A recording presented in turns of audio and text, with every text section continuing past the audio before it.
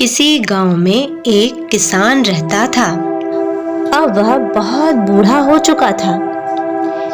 एक बार उसकी तबीयत बहुत खराब हो गई।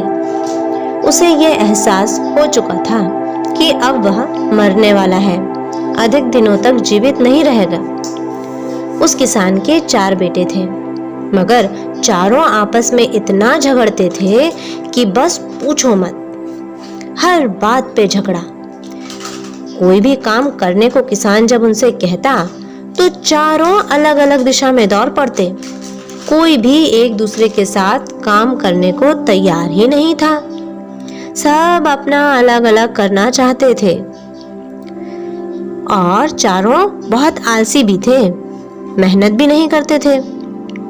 किसान बहुत परेशान था। उसे बहुत चिंता थी अपने बेटों की। उसे कैसे भी करके अपने बेटों को एकजुट करना था। उसे एक तरकीब सूझी।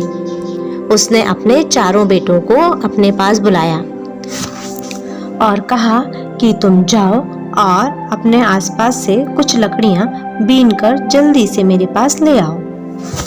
चारों बेटे किसान के सामने कुछ लकड़ियां लेकर खड़े हो गए। फिर किसान ने उन चारों से एक एक करके एक एक लकड़ी को तोड़ने के लिए कहा।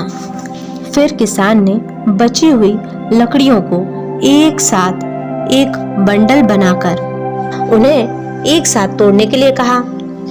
हर लड़के ने अलग अलग प्रयास किया, मगर कोई भी उन लकड़ियों के बंडल को नहीं तोड़ पाया। चारों एक दूसरे की तरफ देख रहे थे परेशान होकर कि अरे ये तो टूटा ही नहीं। किसान ने कहा, बताओ ये क्यों नहीं टूटा, इसे तोड़कर बताओ। तब चारों ने एक दूसरे की तरफ देखकर कहा कि पिताजी ये एक साथ हैं, हम इन्हें एक साथ नहीं तोड़ सकते, हम इन्हें अलग अलग करके बहुत आसानी से तोड़ सकते हैं। तब किसान ने मुस्कुराते हुए उनसे कहा, बेटा यही तो मैं तुम लोगों को समझाना चाहता हूँ। तुम चारों भी अलग अलग इन्हीं सूखी लकड़ियों की तरह हो। अगर तुम चारों एकजुट रहोगे, एक साथ रहोगे, तो इन्हीं लकड़ियों के बंडल की तरह मजबूत रहोगे।